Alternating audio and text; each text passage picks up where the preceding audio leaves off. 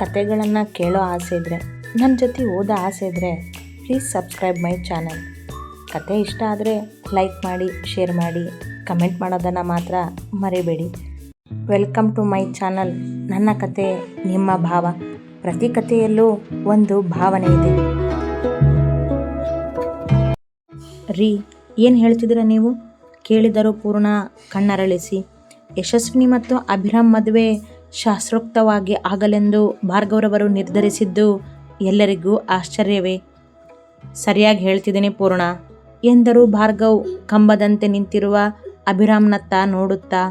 ಅವನಿಗಂತೂ ಈ ಸುದ್ದಿ ದೊಡ್ಡ ಆಘಾತವೇ. ಭೂಮಿಯೇ ನಡುಗಿದ ಅನುಭವ ಅವನಿಗೆ. ನೋ ಅಪ್ಪ, ಇದು ಸಾಧ್ಯನೇ ಇಲ್ಲ. ಈಗ ಒಂದ್ಸರಿ ನಾನು ಅವಳಿಗೆ ತಾಳಿ ಕಟ್ಟಿರೋದಕ್ಕೆ ಒದ್ದಾಡ್ತಿದ್ದೀನಿ. ನನಗೆ ನಾನೇ ಏನಾದರೂ ಮಾಡ್ಕೊಳ್ಳೋ ಅಷ್ಟು ಕೋಪ ಇದೆ ನನಗೆ. ಅಂಥದ್ರಲ್ಲಿ ನೀವು ಈ ಥರ. ನಂಬಲಾಗುತ್ತಿಲ್ಲ ಅವನಿಗೆ ಭಾರ್ಗವರವರ ನಿರ್ಧಾರವನ್ನು. ಮೇಲೆದ್ದು ಹಿಂದೆ ಕೈಕಟ್ಟಿ ಗಂಭೀರವಾಗಿ ನಿಂತ ಭಾರ್ಗವರವರು, ನಾನು ಎಲ್ಲನೂ ಯೋಚನೆ ಮಾಡಿನೇ ಹೇಳ್ತಿದ್ದೀನಿ ಅಭಿ ಎಂದರು. ಏನು ಯೋಚನೆ ಮಾಡಿದ್ದೀರಾ ಅಪ್ಪ? ಕೇಳಿದವನ ಧ್ವನಿ ಕೂಡ ನಡುಗುತ್ತಿತ್ತು. ಯಶಸ್ವಿನಿ ತನ್ನ ಹೆಂಡತಿ ಎಂದು ಒಪ್ಪಲಾರದವ ಅವಳ ಜೊತೆ ಮತ್ತೆ ಮದುವೆಯನ್ನು ಕಲ್ಪನೆ ಕೂಡ ಮಾಡಲಾರ. ಕಾಲ್ ಮಾಡಿದವನು ಯಾರೋ ಗೊತ್ತಿಲ್ಲ. ಅವನು ಆ ವಿಡಿಯೋನ ಪಬ್ಲಿಕ್ ಮಾಡಿದ್ರೆ ಶರ್ಮಾ ಮನೆತನದ ಮರ್ಯಾದೆ ಹೋಗೋದಲ್ಲದೆ ಯಶಸ್ವಿನಿ ನಿನ್ನ ಜೀವನ ಹಾಳಾಗುತ್ತೆ ಅಭಿ. ಅಲ್ಲದೆ ನಮಗೆ ಅವನು ಆ ವಿಡಿಯೋನ ಲೀಕ್ ಮಾಡ್ತಾನೋ ಇಲ್ವೋ ಅನ್ನೋದು ಗೊತ್ತಿಲ್ಲ. ಒಂದು ವೇಳೆ ಮಾಡಿದ್ರೂ ಯಾವಾಗ ಮಾಡ್ತಾನೆ ಅಂತಲೂ ಗೊತ್ತಿಲ್ಲ. ಯಾಕಂದರೆ ಲೀಕ್ ಮಾಡೋದು ಅವನ ಉದ್ದೇಶ ಆಗಿದ್ರೆ ಇಷ್ಟೊತ್ತಿಗೆ ಮಾಡಿರಬೇಕಿತ್ತು. ಇದೆಲ್ಲ ಒಂದು ಕಡೆ ಆದರೆ ನೀನು ಅವಳಿಗೆ ಆಗಲೇ ತಾಳಿ ಕಟ್ಟಿದ್ಯಾ ಅನ್ನೋದು ಒಂದು ಕಡೆ. ಅಂದಮೇಲೆ ನಿಮ್ಮಿಬ್ಬರ ಮದುವೆನ ಮತ್ತೆ ಮಾಡೋದೇ ಸರಿಯಾದ ನಿರ್ಧಾರ. ಊರಿಗೆ ಗೊತ್ತಾಗೋ ಹಾಗೆ ಮದುವೆ ಮಾಡಿದ್ರೆ ಆ ಅನಾಮಿಕ ವ್ಯಕ್ತಿಯಿಂದ ಏನೂ ತೊಂದರೆ ಆಗೋದಿಲ್ಲ. ಆ ವಿಡಿಯೋ ವೈರಲ್ ಆದರೂ ತೊಂದರೆ ಇಲ್ಲ. ಆಮೇಲೆ ಎಲ್ಲ ನಾನು ನೋಡ್ಕೋತೀನಿ ಎಂದರು ಅಭಿಯತ್ತ ನೋಡದೆ. ಎಲ್ಲವನ್ನೂ ಯೋಚಿಸಿ ನಿರ್ಧಾರ ಮಾಡಿದ್ದವರು ದಳಪತಿಯ ಬಗ್ಗೆ ಆಗಲೇ ತನಿಖೆ ಶುರು ಮಾಡಿದ್ದರು. ಇನ್ನೂ ವರ್ಧನ್ರವರ ಮೇಲೆ ಅವರಿಗೆ ಅನುಮಾನವೇ ಇಲ್ಲ. ನಿಮ್ಮ ಈ ನಿರ್ಧಾರದಲ್ಲಿ ನನ್ನ ಬಗ್ಗೆ ಎಲ್ಲಿ ಯೋಚನೆ ಮಾಡಿದಿರಾ ಅಪ್ಪ ನೀವು? ಆ ಹುಡುಗಿ ಜೀವನ ಹಾಳಾಗುತ್ತೆ ಅಂತ ಯೋಚನೆ ಮಾಡಿದಿರಾ ಸರಿ, ಆದರೆ ಅದೇ ನಿಮ್ಮ ಮಗನ ಜೀವನ ಏನಾಗುತ್ತೆ ಅಂತ ಯೋಚನೆ ಮಾಡಲಿಲ್ವಾ? ನಿಮ್ಮ ಮಗನ ಮನಸ್ಸಲ್ಲಿ ಏನಿದೆ ಅಂತ ಯೋಚನೆ ಮಾಡಲಿಲ್ವಾ? ಅಥವಾ ನನ್ನ ಮನಸ್ಸು ನಿಮಗೆ ತಿಳಿದೇ ಇಲ್ವಾ? ದೈನ್ಯತೆಯಿಂದ ಕೇಳಿದವನ ಕಂಗಳಲ್ಲಿ ಬೇಡಿಕೆ ಇತ್ತು. ಅವನ ಪರಿಸ್ಥಿತಿ ಯಾರೂ ಅರ್ಥ ಮಾಡಿಕೊಳ್ಳುತ್ತಿಲ್ಲವೆಂಬ ವೇದನೆ ಇತ್ತು. ನಿನ್ನ ಬಗ್ಗೆನೂ ಯೋಚನೆ ಮಾಡಿನೇ ಹೇಳ್ತಿದ್ದೀನಿ ಅಭಿ. ನಾಳೆ ಆ ವಿಡಿಯೋ ವೈರಲ್ ಆದರೆ ನಿನ್ನ ಬಗ್ಗೆ ಅಷ್ಟೇ ಅಲ್ಲ, ಶರ್ಮಾ ಕುಟುಂಬದ ಬಗ್ಗೆನೂ ಮಾತಾಡ್ತಾರೆ. ಮಕ್ಕಳಿಗೆ ಭಾರ್ಗವ್ ಇದನ್ನೇ ಕಲಿಸಿದಾನ ಅಂತ ಕೇಳ್ತಾರೆ.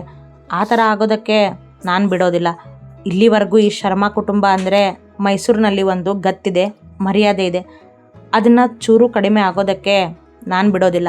ಅದಕ್ಕೆ ಕಪ್ಪು ಚುಕ್ಕೆ ಅಂಟಿಸೋದಕ್ಕೆ ನಾನು ಇಷ್ಟಪಡೋದಿಲ್ಲ ಎಂದವರ ನಿರ್ಧಾರ ಸರಿಯಾಗಿಯೇ ಇತ್ತು. ಅಪ್ಪ, ಆ ವಿಡಿಯೋ ವೈರಲ್ ಆದರೂ ಹೆದರಿಸಿ ಮದುವೆ ಮಾಡಿಸಿದ್ದಾರೆ, ಯಾರೋ ಆಟ ಆಡಿದ್ದಾರೆ ಅಂತ ಹೇಳ್ಬಹುದಲ್ಲ ಅಪ್ಪ ನೀವು? ನಿಮ್ಮಿಂದ ಆಗದೆ ಇರೋದು ಯಾವುದೂ ಇಲ್ವಲ್ಲ? ಮಗುವಂತೆ ಕೇಳಿದ. ಅವರು ಏನು ಬೇಕಾದರೂ ಮಾಡುವರೆಂಬ ನಂಬಿಕೆ ಅವನ ಮಾತಲ್ಲಿತ್ತು. ಹಾಗಂತ ನಡೆದಿರೋ ತಪ್ಪು ದೊಡ್ಡದಾಗೋದಕ್ಕೆ ನಾನು ಬಿಡೋದಿಲ್ಲ ಅಭಿ. ಈಗಾಗಲೇ ನಿಮ್ಮಿಬ್ಬರ ಮದುವೆ ಆಗಿ ಹೋಗಿದೆ. ಅದ್ರ ವಿಡಿಯೋ ಅಪರಿಚಿತ ವ್ಯಕ್ತಿ ಕೈಯಲ್ಲಿದೆ. ಯಾವಾಗ ಏನಾಗುತ್ತೋ ಗೊತ್ತಿಲ್ಲ. ಅದಕ್ಕೆ ಹೇಳ್ತಿದ್ದೀನಿ, ಅವನು ಆಟ ಆಡೋ ಮೊದಲು ನಾವೇ ದಾಳ ಉರುಳಿಸೋಣ, ನಿಮ್ಮಿಬ್ಬರ ಮದುವೆ ಅಂತ ಅನೌನ್ಸ್ ಮಾಡೋಣ. ಆಮೇಲೆ ಅವನು ಆ ವಿಡಿಯೋ ವೈರಲ್ ಮಾಡಿದ್ರೂ ತೊಂದರೆ ಇಲ್ಲ. ಆಗ ಮೊದಲೇ ನಿಶ್ಚಯವಾಗಿತ್ತು. ನಾಟಕ ಅಂತ ಏನಾದರೂ ಹೇಳಿ ಮ್ಯಾನೇಜ್ ಮಾಡೋಕ್ಕೆ ಬರುತ್ತೆ ಎಂದವರ ಮಾತು ಗಟ್ಟಿ. ಯಾರೂ ಬದಲಿಸಲು ಸಾಧ್ಯವಿಲ್ಲ ಅವರ ನಿರ್ಧಾರವನ್ನು. ನೋ ಅಪ್ಪ, ನಾನು ಇದಕ್ಕೆ ಒಪ್ಕೊಳ್ಳೋದಿಲ್ಲ. ನನಗಿಷ್ಟ ಇಲ್ಲ. ನಿಮಗೆ ಗೊತ್ತಿದೆ ಅಪ್ಪ, ನಾನು ನಯನಾನ ಎಷ್ಟು ಪ್ರೀತಿಸ್ತಿದ್ದೀನಿ, ಅವಳಿಗೋಸ್ಕರ ಈಗಲೂ ಕಾಯ್ತಿದ್ದೀನಿ ಅಂತ. ಆದರೂ ನೀವು ಈ ರೀತಿ ನಿರ್ಧಾರ ಮಾಡೋಕ್ಕೆ ಹೇಗೆ ಸಾಧ್ಯ? ಕೇಳಿದವನ ಧೈರ್ಯ, ಕೋಪವೆಲ್ಲ ಇಳಿದು ಹೋಗಿತ್ತು. ಇಲ್ಲ ಅಭಿ, ನಾನು ಇದನ್ನೆಲ್ಲ ಯೋಚನೆ ಮಾಡಿ ನಿರ್ಧಾರ ಮಾಡಿದ್ದೀನಿ. ನಿನ್ನ ಪ್ರಕಾರ ಆಗಿರೋದು ಮದುವೆನೇ ಅಲ್ಲ. ಆದರೆ ಹಾಗನ್ನೋದಕ್ಕೆ ಸಾಧ್ಯನೇ ಇಲ್ಲ. ಯಾರದ್ದೋ ಭಯದಿಂದನೋ ಏನೋ ನಿಮ್ಮೊಬ್ಬರ ಮದುವೆ ಆಗಿ ಹೋಗಿದೆ, ಅದು ಸುಳ್ಳಲ್ಲ. ಇನ್ನು ಆ ವಿಡಿಯೋ ವೈರಲ್ ಆದರೆ ಜಗತ್ತಿಗೆ ಗೊತ್ತಾಗುತ್ತೆ ನಿಮ್ಮ ಮದುವೆ ಆಗಿದೆ ಅಂತ. ಆಗ ಯಾರೂ ನಿನ್ನ ಮಾತು ಸರಿ ಅಂತ ಅನ್ನೋದಿಲ್ಲ. ನಿಮ್ಮಿಬ್ಬರು ಮದುವೆ ಆಗಿದೆ ಅಂತಲೇ ಹೇಳೋದು. ಎಂದವರು ಪ್ರತಿಯೊಂದನ್ನು ಬಿಡಿಸಿ ಹೇಳುತ್ತಿದ್ದರವನಿಗೆ. ಆದರೆ ಅವನ ಮನ ಒಪ್ಪಲು ಸಿದ್ಧವಿಲ್ಲ. 100 1000 ಕಾರಣ ಇಟ್ಟರೂ ಅವ ಒಪ್ಪುವುದಿಲ್ಲ ಯಶಸ್ವಿನಿಯನ್ನು ಮತ್ತೆ ಮದುವೆಯಾಗಲು. ಭಾರ್ಗವರವರ ಗಟ್ಟಿತನ ನೋಡಿ ಪೂರ್ಣರವರ ಮುಂದೆ ಬಂದ ಅಭಿ, ಅಮ್ಮ ನೀವಾದರೂ ಹೇಳಿ ಅಪ್ಪನಿಗೆ, ನಾನು ಯಶಸ್ವಿನಿನ ಮದುವೆ ಆಗೋದಿಲ್ಲ ಅಮ್ಮ, ಇದು ಸರಿ ಅಲ್ಲ. ಈಗ ಆಗಿರೋ ಮದುವೆನೇ ಅಲ್ಲ ಅಮ್ಮ, ನೀವಾದರೂ ಹೇಳಿ ಬೇಡಿಕೊಂಡ ಅವರ ಕೈ ಹಿಡಿದು. ಅವರಾದರೂ ಭಾರ್ಗವರವರ ಮನ ಬದಲಾಯಿಸುವರೇನೋ ಎಂಬ ಯೋಚನೆ ಅವನಿಗೆ. ಸ್ವಲ್ಪ ಸಮಾಧಾನ ಮಾಡ್ಕೋ ಅಭಿ, ಮಾತಾಡೋಣ ಎಂದವರಿಗೂ ಭಾರ್ಗವರವರ ನಿರ್ಧಾರ ಒಪ್ಪಲಾಗುತ್ತಿಲ್ಲ. ಏನೊಂದು ತೋಚುತ್ತಿಲ್ಲ ಅವರಿಗೂ. ಗಂಡ ಮಗನ ಮಧ್ಯೆ ಸಿಲುಕಿದ್ದರವರು ಈಗ. ಅದೇ ಸಮಯಕ್ಕೆ ಅಥರ್ವನ ಫೋನ್ ರಿಂಗ್ ಆಯಿತು. ಹಿಡಿದು ನೋಡಿದ. ವೈಭು ಎಂದಿತ್ತು. ರಿಸೀವ್ ಮಾಡದೆ ಕಟ್ ಮಾಡಿದ. ಇಲ್ಲ ಅಮ್ಮ, ಇದರಲ್ಲಿ ಮಾತಾಡೋಕ್ಕೇನಿಲ್ಲ, ನಾನು ಅವಳನ್ನು ಮತ್ತೆ ಮದುವೆ ಆಗೋದಿಲ್ಲ ಅಷ್ಟೇ ಎಂದ ಅಭಿಯ ತಾಳ್ಮೆ ಮಿತಿಮೀರುತ್ತಿತ್ತು. ನಿಧಾನವಾಗಿ ಮತ್ತೆ ಅಥರ್ವನ ಫೋನ್ ರಿಂಗ್ ಆದ ಸದ್ದಾಯಿತು. ಆಗಲೂ ಕಟ್ ಮಾಡಿ ನಿಂತನವ. ಪರಿಸ್ಥಿತಿ ಗಂಭೀರವಾಗಿದ್ದಾಗ, ತನ್ನ ಅಣ್ಣನ ಜೀವನ ಹೀಗಾದಾಗ ಅವಳ ಕರೆ ಹೇಗೆ ರಿಸೀವ್ ಮಾಡಿಯಾನು? ಸ್ವಲ್ಪ ತಾಳ್ಮೆಯಿಂದ ಯೋಚನೆ ಮಾಡು ಅಭಿ. ನಿನ್ನ ಜೊತೆ ಯಶಸ್ವಿನಿ ಮದುವೆ ಆಗಿರೋದು ಊರಿಗೆ ಗೊತ್ತಾದರೆ ಏನಾಗುತ್ತೆ ಅಂತ. ಮೊದಲೇ ವರ್ಧನ್ಗೆ ನನ್ನನ್ನು ಕಂಡ್ರೆ ಆಗೋದಿಲ್ಲ ಅಂತ ಊರಿಗೆ ಗೊತ್ತಿದೆ. ಅದನ್ನು ಇಟ್ಕೊಂಡು ಏನೆಲ್ಲ ಮಾತಾಡ್ತಾರೆ ಅಂತ ಯೋಚನೆ ಮಾಡು. ಇನ್ನೂ ನಯನಾ ಬಗ್ಗೆ ನಾನು ಮಾತಾಡೋದಿಲ್ಲ. ಅವಳ ವಿಷಯದಲ್ಲಿ ಏನಾಗಿದೆ ಅನ್ನೋದು ನಿನಗೆ ಗೊತ್ತಿದೆ. ಒಂದು ವೇಳೆ ಅವಳು ವಾಪಸ್ ಬಂದರೂ ನಿನ್ನ ಯಶಸ್ವಿನಿ ಮದುವೆ ಆಗಿ ಹೋಗಿದೆ ಅನ್ನೋದು ನೆನಪಿರಲಿ ಎಂದರು. ಅವರ ಮಾತು ಮುಗಿಯುವಷ್ಟರಲ್ಲಿ ಮತ್ತೆ ವೈಭವಿಯ ಕರೆ ಬಂದಿತು ಅಥರ್ವನಿಗೆ. ಈ ಬಾರಿ ಕೋಪದಿಂದ ರಿಸೀವ್ ಮಾಡಿದವ, ಒಂದು ಸರಿ ಕಾಲ್ ಕಟ್ ಮಾಡಿದ್ರೆ ಅರ್ಥ ಆಗೋದಿಲ್ವಾ ವೈಭವಿ, ಸುಮ್ಮನೆ ಫೋನ್ ಇಡು ಎಂದು ಚೀರಿಬಿಟ್ಟ.